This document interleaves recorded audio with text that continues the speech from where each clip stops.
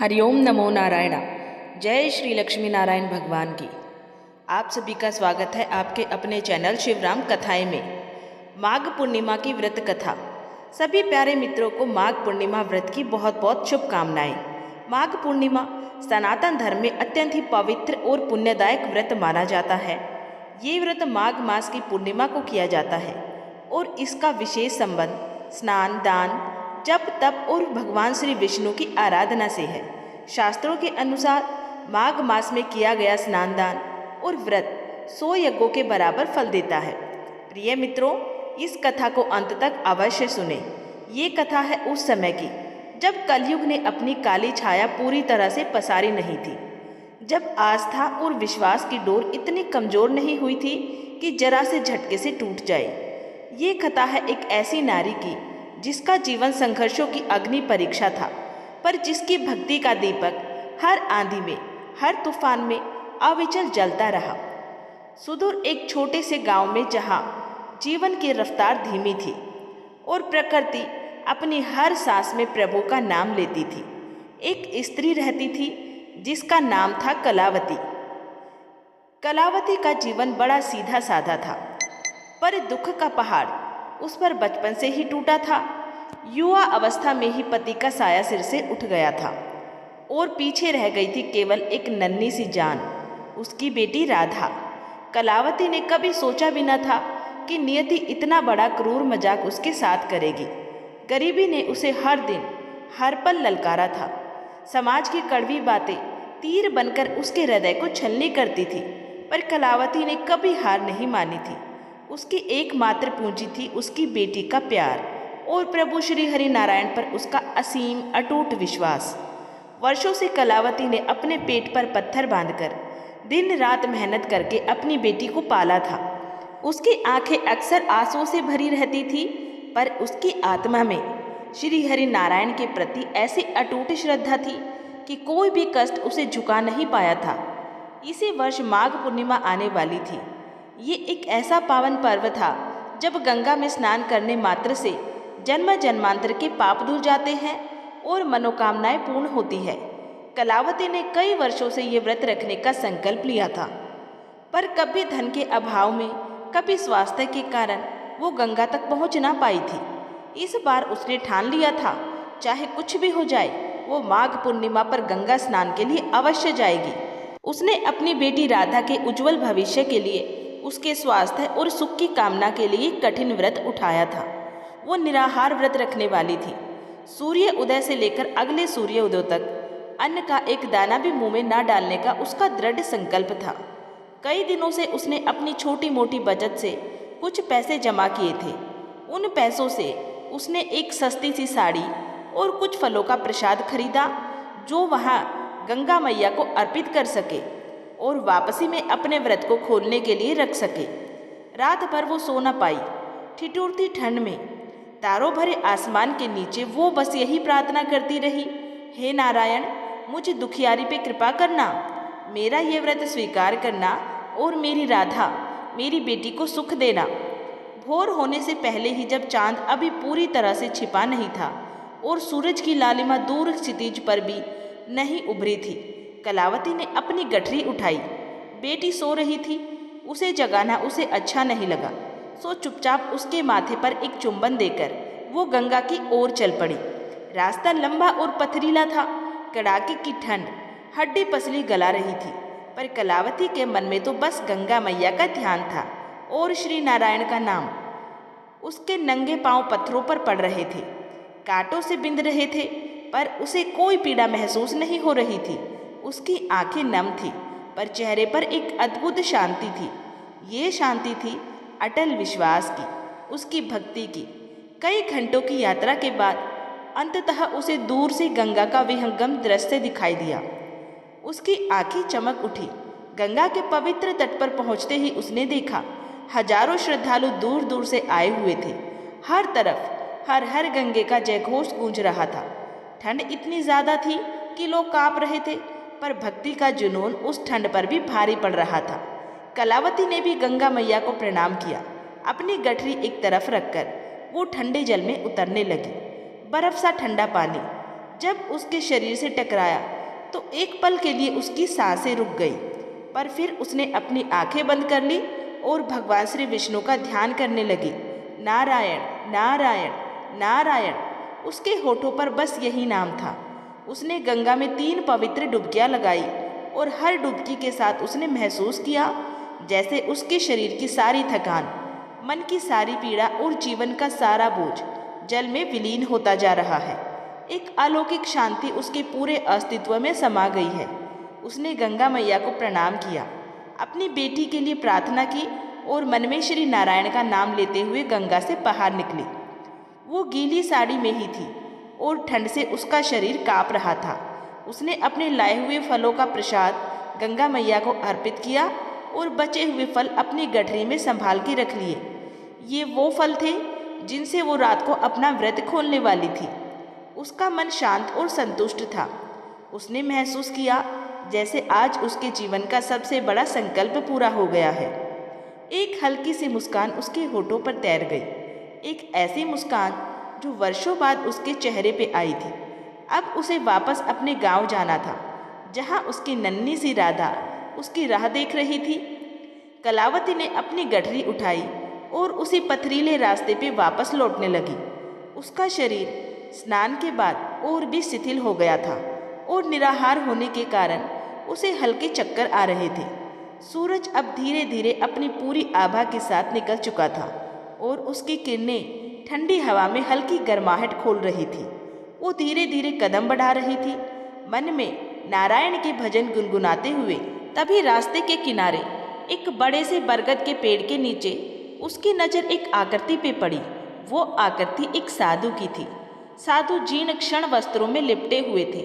उनका शरीर अत्यंत दुबला पतला था, मानो हड्डियों का ढांचा मात्र हो। उनका चेहरा पीला पड़ा हुआ था और उनकी आंखें भीतर धसी हुई थी। वे ठंड से काँप रहे थे और उनके होठों से हल्की सी कराह निकल रही थी। कलावती ने जब उन्हें देखा तो उसका हृदय करुणा से भर उठा। उसने ऐसे दयनीय साधु को पहले कभी नहीं देखा था। साधु के चेहरे पे भूख और लाचारी स्पष्ट झलक रही थी। वे इतने कमजोर थे कि उठ भी नहीं पा रहे थे। उनकी आंखें जब कलावती से मिली तो उनमें एक निशब्द याचना थी, एक ऐसी पुकार थी जो शब्दों से भी ज्यादा मार्मिक थी। कलावती का मन व्याकुल हो उठा। एक क्षण के लिए उसने सोचा, मैं क्या करूं? मेरा व्रत है, मुझे निराहार रहना है। पर अगले ही पल उसके मन में एक और विचार कौंधा, ये साधु कितना भूखा है, इसके प्राण संकट में है।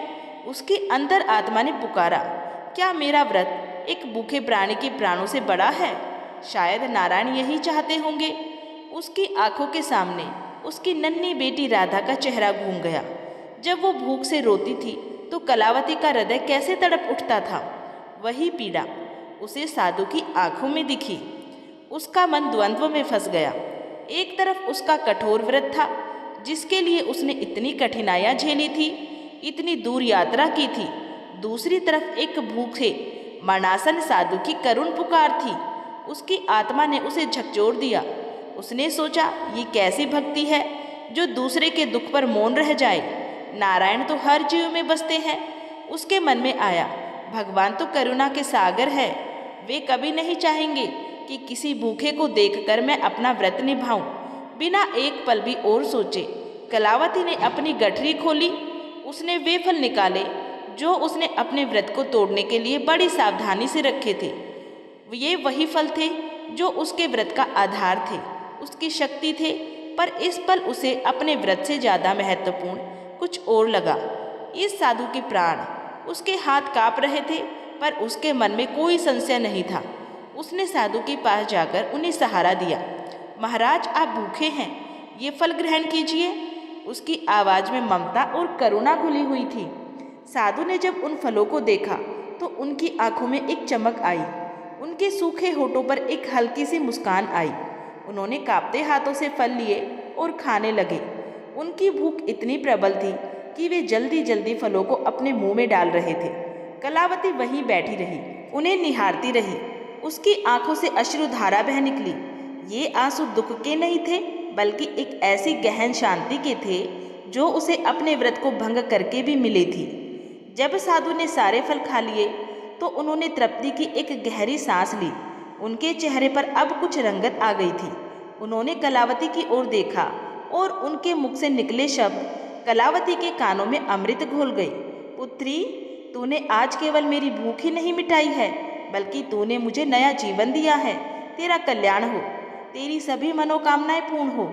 साधु के मुख से निकले ये आशीर्वाद कलावती के हृदय को छू गए। उसने साधु के चरणों को स्पर्श किया और उनसे विदा लेकर आगे बढ़ी। पर जैसे ही वो कुछ कदम चली, उसके मन में अचानक एक तीखा दर्द उठा। मेरा व्रत, हे नारायण, मेरा व्रत टूट गया। ये विचार बिजली की तरह उसके मन में कौंधा। जिस व्रत के लिए उसने इतनी कठिनाइयां झेली थी, वो टूट चुका था। जिस व्रत के सहारे वो अपनी बेटी के भविष्य को संवारना चाहती थी, वो अब खंडित हो चुका था। उसकी आंखों से आंसू झरने लगे। ये कैसे हुआ? उसने तो परोपकार किया था, एक भूखे को भोजन दिया था, पर उसका व्रत तो टूट गया था। उसकी सारी मेहनत, सारी तपस्या सब व्यर्थ हो गई थी। वो वही जमीन पे गिर पड़ी और जोर जोर से रोने लगी। हे नारायण, हे मेरे प्रभु, ये क्या हुआ? मैंने तो बस एक भूखे को भोजन दिया था, पर मेरा व्रत तो टूट गया। मेरा सब कुछ सब व्यर्थ हो गया है। मेरी राधा के लिए मैंने जो प्रार्थना की थी, वो अब कैसे पूरी होगी? हे जगदीश, हे लक्ष्मीपति, मैं क्या करूं? मुझसे ये क्या हो गया है? उसकी आवाज में इतनी पीड़ा थी, इतना हाहाकार था कि मानो उसका हृदय फट जाएगा। वो अपने माथे पे हाथ पटकती हुई जार जार रोती रही। हे केशव, हे माधव, मैंने तो अनजाने में ही अपना व्रत तोड़ दिया। मुझे क्षमा करो, मुझ अभागन पर दया करो। मेरा व्रत टूट गया है। कलावती की रुदन की ध्वनि अभी शांत भी नहीं हुई थी कि अचानक वातावरण में एक अलौकिक प्रकाश फैल गया। आकाश में एक अद्भुत चमक उभरी और एक दिव्य सुगंध से पूरा वातावरण भर गया। कलावती ने भयभीत होकर अपनी आंखें खोली। तभी आकाश से एक गंभीर पर अत्यंत मधुर और शांत आवाज गूंजी। शांत हो जा मेरी प्यारी बेटी, तेरी आंखों के ये आंसू व्यर्थ नहीं है। तेरा व्रत टूटा नहीं, बल्कि आज पूर्ण हुआ है। कलावती ने अविश्वास भरी नजरों से आकाश की ओर देखा। ये किसकी आवाज है? उसके मन में एक प्रश्न उठा। कौन है जो मुझे बेटी कह के पुकार रहा है? वो अभी कुछ समझ ही पाती कि उसी क्षण उस अलौकिक प्रकाश के मध्य उसे एक भव्य दर्शन हुए। साक्षात भगवान विष्णु अपने चतुर्भुज रूप में पीताम्बर धारण किए, शंख चक्र गदा और पद्म लिए गरुड़ पे विराजित होकर उसके सम्मुख प्रकट हुए।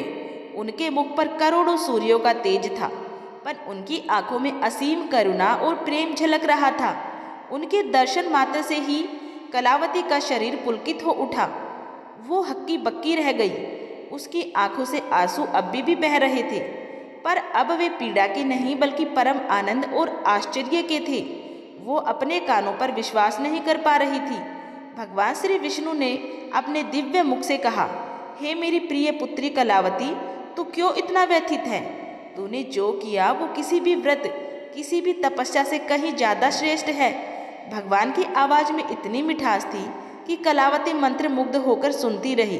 तेरा व्रत खंडित नहीं हुआ है पुत्री, बल्कि आज तूने मेरे हृदय को प्रसन्न किया है। माघ पूर्णिमा का स्नान, व्रत, दान, तप, इन सब का सार है दीन दुखियों की सेवा। जब तूने उस भूखे साधु को अन्न दिया, तो तूने किसी साधु को नहीं बल्कि साक्षात मुझे भोजन कराया था। मैं ही तो था उस भूखे साधु के रूप में जो तेरी परीक्षा लेने आया था, और तू उस परीक्षा में खरी उतरी है। कलावती के पैरों तले जमीन खिसक गई। प्रभु आप ही थे? वो कांपते हुए बोली।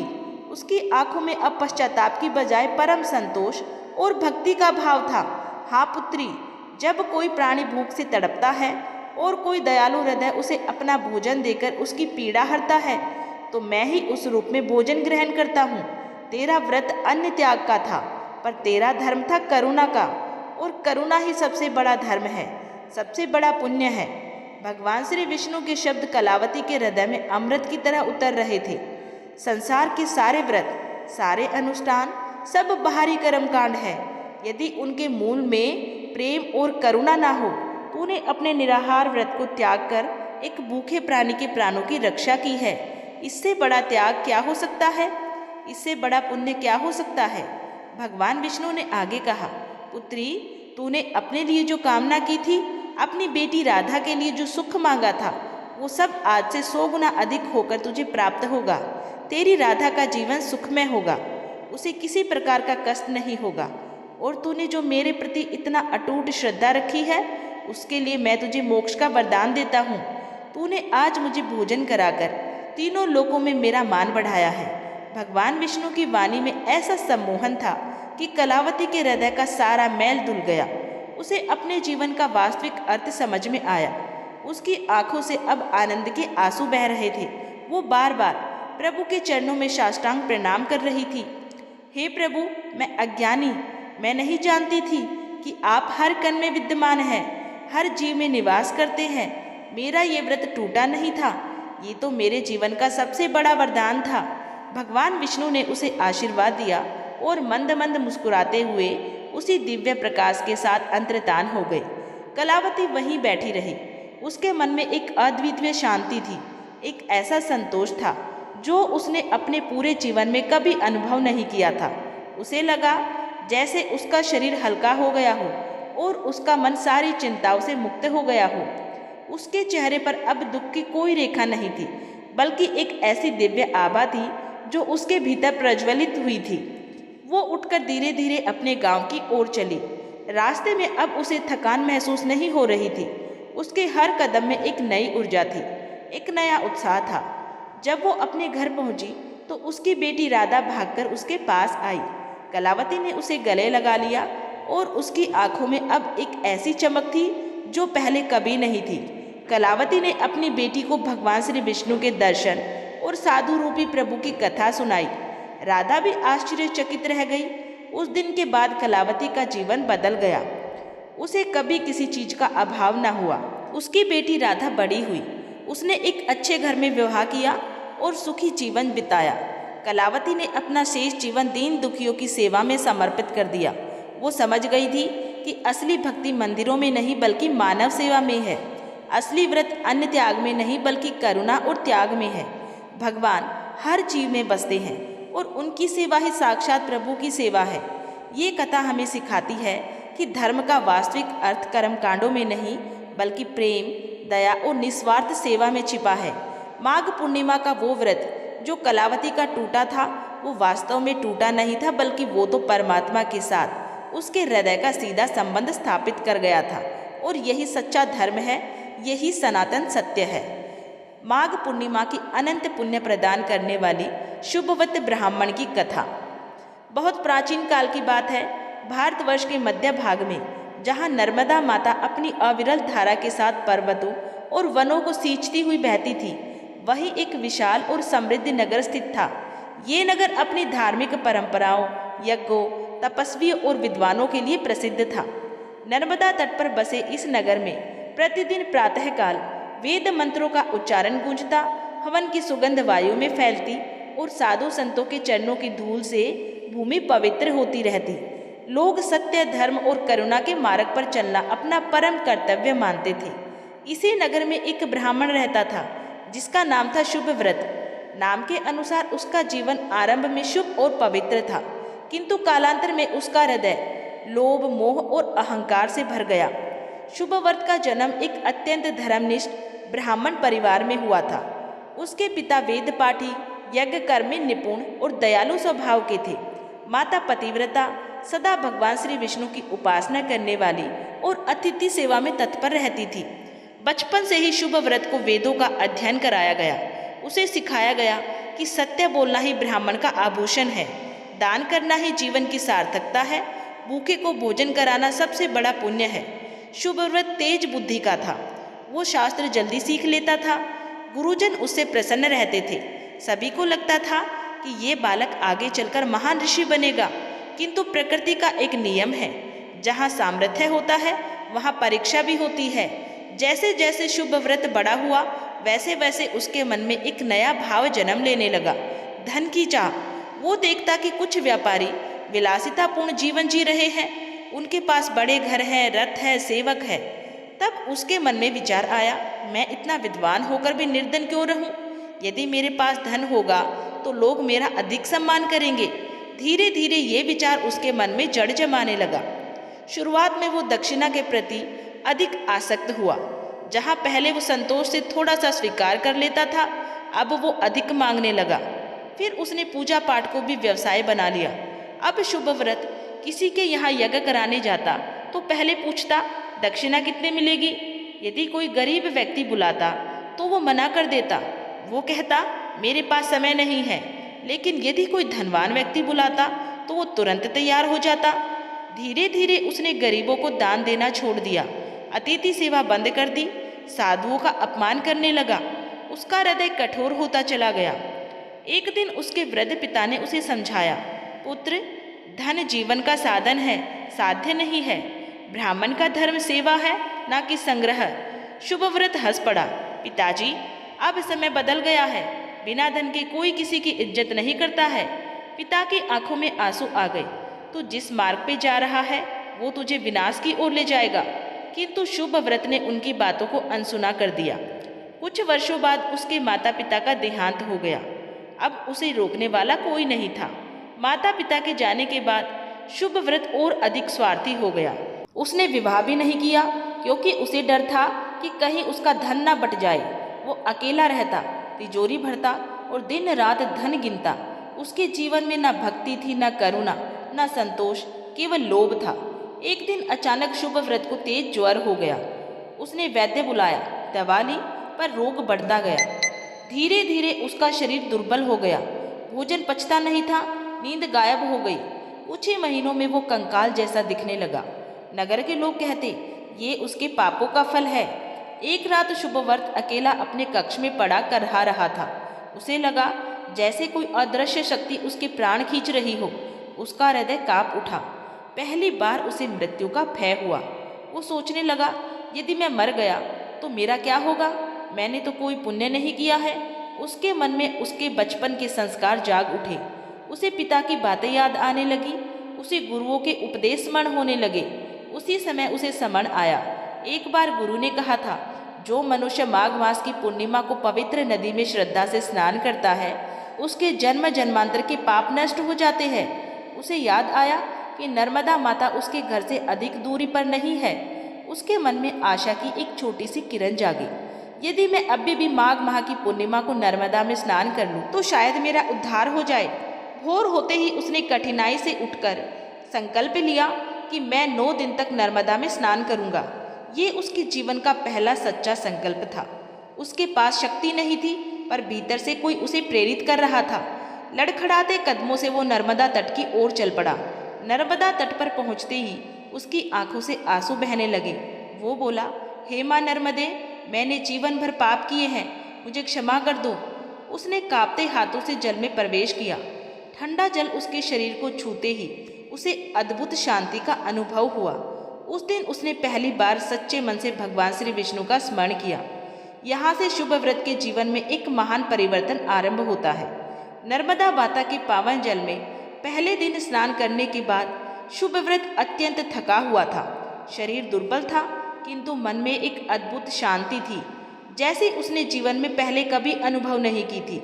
उसने नदी किनारे ही एक वृक्ष के नीचे बैठकर नेत्र बंद कर लिए और भगवान श्री विष्णु का नाम लेने लगा। ओ नमो नारायणाय। उसका स्वर कमजोर था पर भावना सशक्त। उस रात उसने बहुत कम भोजन किया, केवल कुछ फल और जल।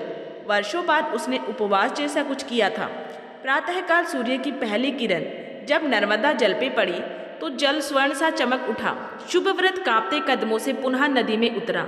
आज उसके मन में केवल एक ही भाव था, पश्चाताप।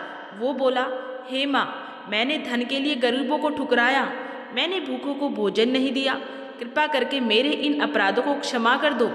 जैसे ही उसने डुबकी लगाई उसे अनुभव हुआ कि हृदय का बोझ कुछ हल्का हो गया है।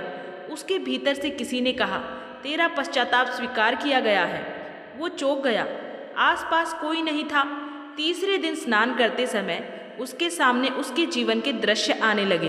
उसने देखा वो गरीब ब्राह्मण जिसे उसने दरवाजे से भगा दिया था, वो साधु जिसे उसने अपमानित किया था, वो भूखी स्त्री जिसे उसने दान देने से मना कर दिया था। हर दृश्य के साथ उसका हृदय कांप उठता। वो जल में खड़ा होकर रो पड़ा, हे प्रभु, मैं कितना गिर गया था। डुबकी लगाते ही उन दृश्यों का भार कुछ कम हो गया। उसे लगा जैसे कोई अदृश्य हाथ उसके सिर पर रखा गया हो। चौथे दिन उसके शरीर में थोड़ी शक्ति लौटने लगी। वो स्वयं आश्चर्यचकित था। जहाँ पहले खड़ा होना भी कठिन था, अब वो कुछ देर तक सीधा खड़ा रह पा रहा था। स्नान के बाद उसने पहली बार नदी किनारे बैठकर श्री विष्णु सहस्त्र नाम के कुछ श्लोक याद करने का प्रयास किया। हालांकि उसे पूर्ण श्लोक स्मरण नहीं थे, पर वो बार बार कहता रहा, नारायण नारायण। उसका मन धीरे धीरे स्थिर होने लगा। 5वें दिन स्नान के बाद रात को उसे एक अद्भुत स्वप्न आया। उसने देखा एक विशाल उज्जवल प्रकाश। उस प्रकाश के मध्य एक दिव्य पुरुष खड़े हैं, पीतांबर धारण किए हुए, शंख चक्र गदा और पद्म धारण किए। उनका मुख कमल सा सुंदर था। वो बोले, हे शुभव्रत, भय मत कर, तू सही मार्ग पर है। नींद खुलते ही शुभव्रत रो पड़ा। वो समझ गया कि ये भगवान श्री विष्णु का संकेत है। 6ठे दिन स्नान के बाद शुभव्रत ने नदी किनारे बैठकर एक भूखे बालक को देखा। पहले वाला शुभव्रत होता तो अनदेखा कर देता, पर आज उसके हृदय में करुणा जाग उठी। उसने अपने पास रखे फल उस बालक को दे दिए। बालक ने मुस्कुरा के कहा, भगवान आपको आशीर्वाद दे। ये शब्द शुभव्रत के हृदय में गहरे उतर गए। उसने अनुभव किया कि दान देने से कितना सुख मिलता है। 7वें दिन स्नान करते समय उसके शरीर से दुर्गंध निकलती हुई उसे प्रतीत हुई, मानो वर्षों का मलिनता जल में बह रही हो। डुबकी के बाद उसका शरीर हल्का हो गया। अब उसका ज्वर लगभग समाप्त हो चुका था। उसके मुख पे तेज दिखाई देने लगा। नर्मदा तट पर कुछ साधु उसे देखकर कहने लगे, तुम्हारे मुख पर तेज बढ़ रहा है।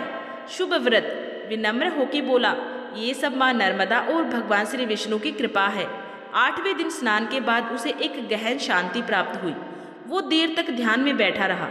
उसके भीतर से आवाज आई, धन नश्वर है, भक्ति शाश्वत है। उसकी आंखों से आंसू बहने लगे। अब वो समझ चुका था कि जीवन का वास्तविक उद्देश्य क्या है। 9वें दिन माघ पूर्णिमा थी। पूरा नर्मदा तट श्रद्धालुओं से भरा हुआ था। शुभव्रत सूर्योदय से पहले ही नदी में उतर गया। उसने दोनों हाथ जोड़ के कहा, हे प्रभु, यदि मुझ में कुछ भी पुण्य शेष है तो मुझे अपने चरणों में स्थान देना। उसने 3 बार डुबकी लगाई। जैसे ही शुभव्रत ने माघ पूर्णिमा के दिन तीसरी बार नर्मदा माता की पावन जल में डुबकी लगाई, उसी क्षण आकाश में एक अद्भुत परिवर्तन होने लगा। नीला आकाश स्वर्णिम आभा से भर गया। मंद मंद सुगंधित वायु बहने लगी, ऐसी सुगंध जैसी कभी पृथ्वी पर अनुभव नहीं की जाती। नर्मदा तट पर उपस्थित सभी लोग आश्चर्य से इधर उधर देखने लगे। अचानक आकाश से तेजस्वी प्रकाश की एक धारा नीचे उतरी। उस प्रकाश के मध्य से 4 दिव्य पुरुष प्रकट हुए। उनके शरीर नील वर्ण के थे, नेत्र कमल के समान विशाल और करुणामय। वे पीत वस्त्र धारण किए हुए थे। हाथों में शंख चक्र गदा और पद्म सुशोभित थे। उनके मुख पे अलौकिक शांति थी। वे थे विष्णुदूत। नर्मदा तट पर उपस्थित सभी लोग भय और भक्ति से भूमि पर गिर पड़े। चारों दूत शुभव्रत के समीप आए। उनमें से एक ने मधुर स्वर में कहा, हे शुभव्रत ब्राह्मण, तुम धन के लोभ में पाप मार्ग पर चले, ये सत्य है, परंतु तुमने माघ मास में नर्मदा स्नान कर सच्चे मन से पश्चाताप किया। तुम्हारे सभी पाप नष्ट हो चुके हैं। शुभव्रत कांपते स्वर में बोला, प्रभु, क्या वास्तव में मेरे जैसे पापी का उद्धार संभव है? दूत मुस्कुराए, जहाँ सच्चा पश्चाताप है वहाँ प्रभु की कृपा अवश्य होती है। तभी आकाश में एक अग्नि सी ज्योति प्रकट हुई। शुभव्रत ने अनुभव किया कि उसके शरीर से काले धुएं जैसी आकृतियां निकल रही है। ये उसके पापों के संस्कार थे। वे सभी ज्योति में भस्म हो गए। उसे लगा जैसे उसके भीतर का भारी बोझ उतर गया हो। उसका हृदय अत्यंत हल्का हो गया। धीरे धीरे शुभव्रत का स्थूल शरीर शांत होने लगा, परंतु उसे कोई पीड़ा नहीं हुई। उसने स्वयं को अपने शरीर से अलग खड़ा देखा। अब उसका स्वरूप अत्यंत सुंदर, तेजस्वी और दिव्य था। उसने पीछे मुड़कर अपने पुराने शरीर को देखा और कहा, ये शरीर मेरा था, पर मैं ये नहीं हूँ। उसे आत्मज्ञान हो चुका था। विष्णु दूतों ने शुभव्रत से कहा, आओ तुम्हें वैकुंठ ले चले। एक दिव्य विमान प्रकट हुआ। वो स्वर्ण से निर्मित था और रत्नों से जड़ा हुआ था। जैसे ही शुभव्रत विमान में बैठा, उसने पृथ्वी को नीचे जाते देखा। नर्मदा माता को देखकर उसने प्रणाम किया। विमान आकाश के ऊंचे लोक से होकर गुजरने लगा। शुभव्रत ने देखा देवलोक, गंधर्वलोक, ऋषि लोक, हर लोक में दिव्य प्राणी उन्हें प्रणाम कर रहे थे। विष्णुदूत कह रहे थे, ये सब प्रभु विष्णु की महिमा है। कुछ समय बाद विमान एक ऐसे लोक में पहुंचा जहां हर ओर उज्जवल प्रकाश था। कल्प वृक्ष लहला रहे थे, रतन जड़ित महल चमक रहे थे, सुगंधित वायु बह रही थी। ये था वैकुंठ लोक। शुभ व्रत की आंखों से आनंद के आंसू बहने लगे। वैकुंठ के मध्य एक विशाल सिंहासन था, उस पर भगवान श्री विष्णु विराजमान थे। लक्ष्मी माता उनके चरणों में बैठी थी। शुभ व्रत भूमि पे गिर पड़ा। प्रभु, मैं अत्यंत पापी हूँ। भगवान श्री विष्णु ने करुणा से कहा, हे शुभ व्रत, जिसने सच्चे मन से पश्चाताप किया वो पापी नहीं रहता। उन्होंने अपना शंख शुभ व्रत के मस्तक पे रखा। तुम्हें मोक्ष प्राप्त हुआ। अब शुभ व्रत बैकुंठ में भगवान की सेवा करने लगा। वहाँ न दुख है, न भय है, न जन्म है, न मृत्यु है, केवल आनंद है। भगवान श्री विष्णु के श्री चरणों में स्थान प्राप्त करने के बाद शुभ व्रत का जीवन पूर्णतः बदल चुका था। जहाँ पृथ्वी पर वो लोभ, भय और अकेलेपन से घिरा रहता था, वही अब वो शांति, प्रेम और दिव्य आनंद के महासागर में निवास कर रहा था।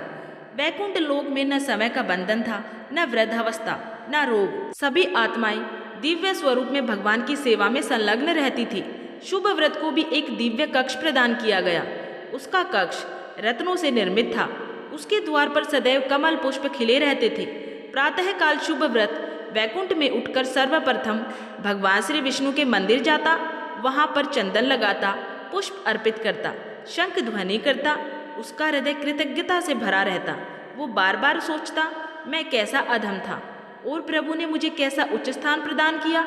एक दिन शुभ व्रत ने साहस करके भगवान श्री विष्णु से पूछा, प्रभु, आपने मेरे जैसे पापी को इतना शीघ्र मोक्ष क्यों दिया? भगवान मुस्कुराए और बोले, हे शुभ व्रत, मनुष्य जीवन का मूल्य उसके भूतकाल से नहीं, उसके वर्तमान भाव से आंका जाता है। जिस क्षण मनुष्य सच्चे हृदय से पश्चाताप करता है, उसी क्षण उसके पाप जल के भस्म हो जाते हैं।